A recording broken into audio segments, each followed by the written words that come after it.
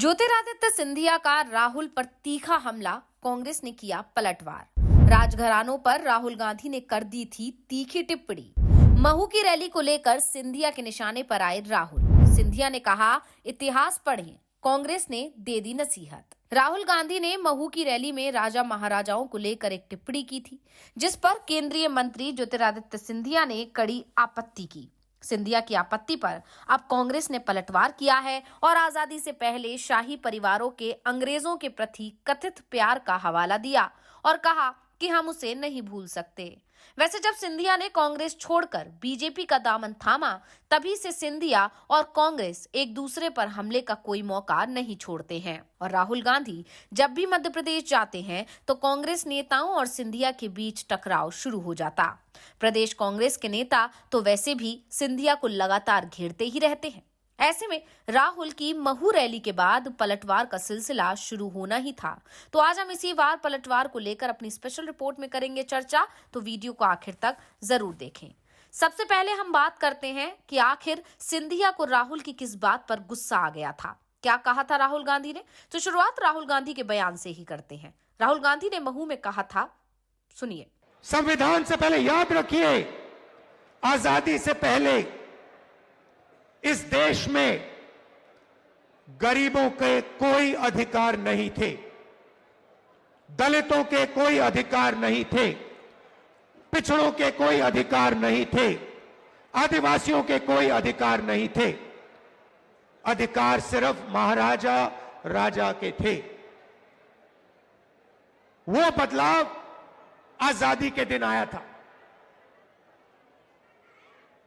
आपको जमीन दी गई, जमीन का हक दिया गया, अधिकार दिए गए।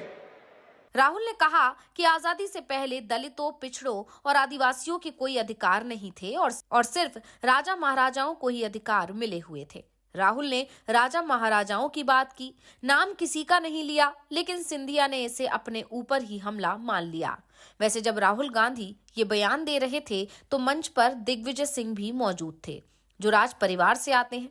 उन्होंने राहुल के बयान में कुछ भी गलत नहीं लगा, लेकिन सिंधिया ने राहुल के बयान पर रिएक्ट जरूर कर दिया।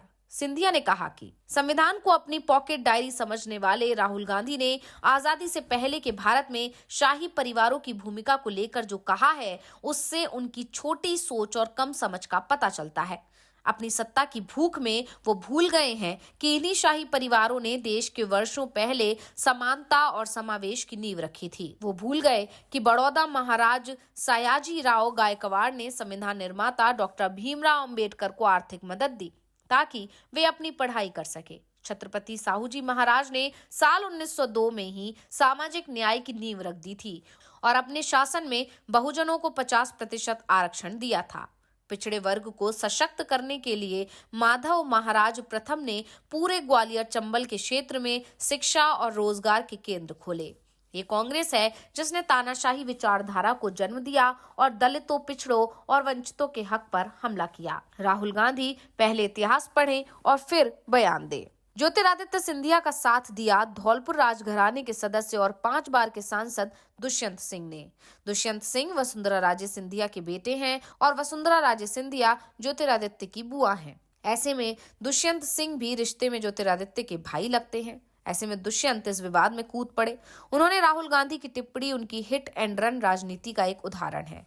वो इतिहास को बिना जाने बोलते हैं। उन्हें कोल्हापुर के शाहू महाराज और बड़ोदरा के गायकवाड़ परिवार के बारे में कुछ पता नहीं है।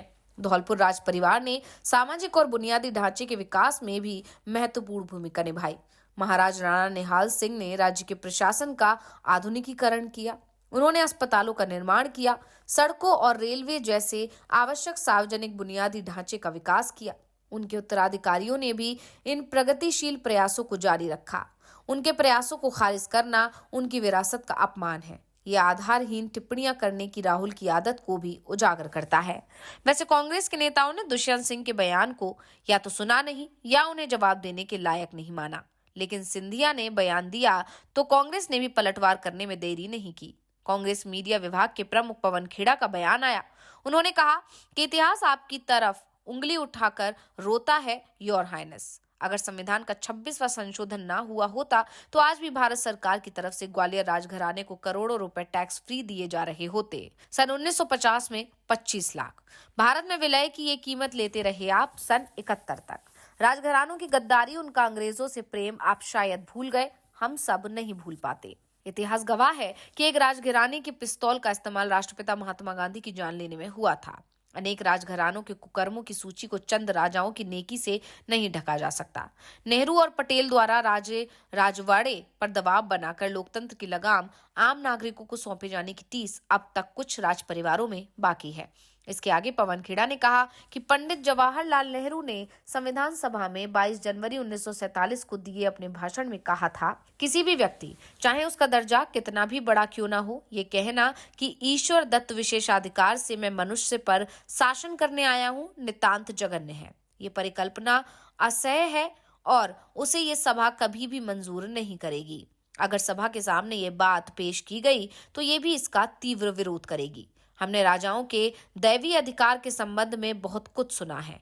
हमने इतिहासों में इसके संबंध में पढ़ा था और ये समझा था कि अब दैवीय अधिकार की कल्पना समाप्त हो गई, वो आज मुद्दत हुई दफना दी गई। अगर आज हिंदुस्तान में या और कहीं भी कोई व्यक्ति इस दैवीय अधिकार की चर्चा करता है तो उसकी ये चर्चा भारत की वर्तमान अवस्था से बिल्कुल असंगत है। इसलिए मैं तो ऐसे व्यक्तियों को गंभीरता पूर्वक ये सुझाव दूंगा कि अगर आप सम्मान पाना चाहते हैं, दोस्ताना सलूक चाहते हैं, तो उस बात को कहना तो दूर रहा, आप उसकी ओर इशारा भी ना कीजिए। इस प्रश्न पर कोई समझौता ना होगा। साफ है, जिस तरह से कांग्रेस ने सिंधिया के खिलाफ मोर्चा खोल दिया, उससे साफ है कि ज्योतिरादित्य सिंधिया ने 2020 में कांग्रेस पार्टी को जो झटका दिया, उसे लेकर पार्टी अभी भी सिंधिया को अपने निशाने पर रखे हुए है। वैसे इस पूरे के पूरे विवाद में हमेशा सिंधिया के खिलाफ तीखा बयान देने वाले दिग्विजय सिंह जरूर खामोश हैं और उनके खामोश रहने का कारण भी है। संविधान से पहले याद रखिए, आजादी से पहले इस देश में गरीबों के कोई अधिकार नहीं थे, दलितों के कोई अधिकार नहीं थे, पिछड़ों के कोई अधिकार नहीं थे, आदिवासियों के कोई अधिकार नहीं थे। अधिकार सिर्फ महाराजा राजा के थे। वो बदलाव आजादी के दिन आया था। आपको जमीन दी गई, जमीन का हक दिया गया, अधिकार दिए गए। वहीं राहुल गांधी ने जब सिंधिया पर निशाना साधा तो उससे एक बात तो साफ हो गई कि जिस तरह से सिंधिया ने बीजेपी का साथ देकर कांग्रेस को धोखा दिया था, उसकी टीज आज भी कांग्रेस और कांग्रेस के तमाम नेताओं में है। वहीं दूसरी तरफ राहुल गांधी और ज्योतिरादित्य सिंधिया की जो दोस्ती थी वो भी किसी से छिपी नहीं थी। ऐसे में जब ज्योतिरादित्य सिंधिया ने कांग्रेस की पीठ में छुरा घोंपा तो उसकी नाराजगी समय समय पर कांग्रेस की तरफ से जताई जाती है। तो रिपोर्ट आपको कैसी लगी, हमें कमेंट करके अपनी राय जरूर दीजिएगा। इसी के साथ वीडियो को लाइक करें, वीडियो को शेयर करें और चैनल को सब्सक्राइब करना ना भूलें।